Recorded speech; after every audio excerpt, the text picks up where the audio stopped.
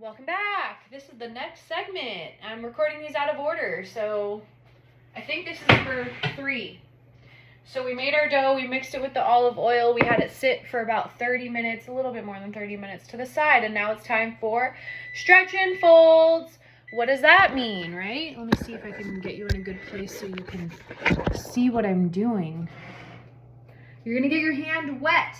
Actually, my bestie was here when I was doing them, so maybe she remembers. But if you're not my bestie and you're watching this, you're gonna get your hand wet because you don't want it to stick as much to you. And you're gonna scoop from one side and fold over. Turn it and scoop and turn over. Stretch and fold. Stretch and fold. And by the 4th one, you should have done the whole way around. And you really only need to do those 4. Sometimes for the very first set of stretch and folds, I will do just a tiny bit more.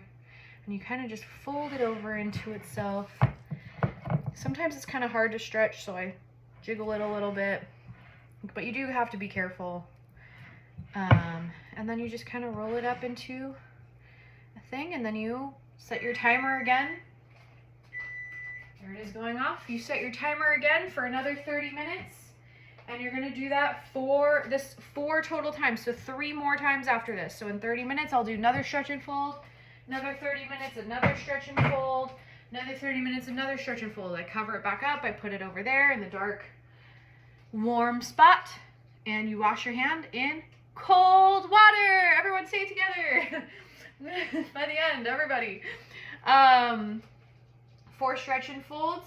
Then when you're done with your 4 stretch and folds, I don't remember, I think I already said this, but you're gonna let it rise. It's first rise. Maybe it's called the bulk fermentation, I don't know. First rise is what I'll call it.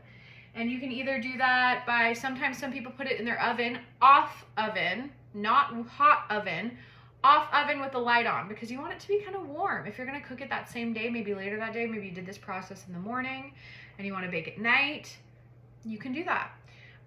Last night I did this process and I put it in the fridge. I might do that again today. After my 4 stretch and folds, I will cover it with some saran wrap, plastic wrap, and put it in the fridge so it can do the rise in the fridge overnight, because it does it slower in the cold, but it still does it. So that I hope that is sufficient for stretch and fold explanation, and I hope you're having fun at watching these and making your own sourdough.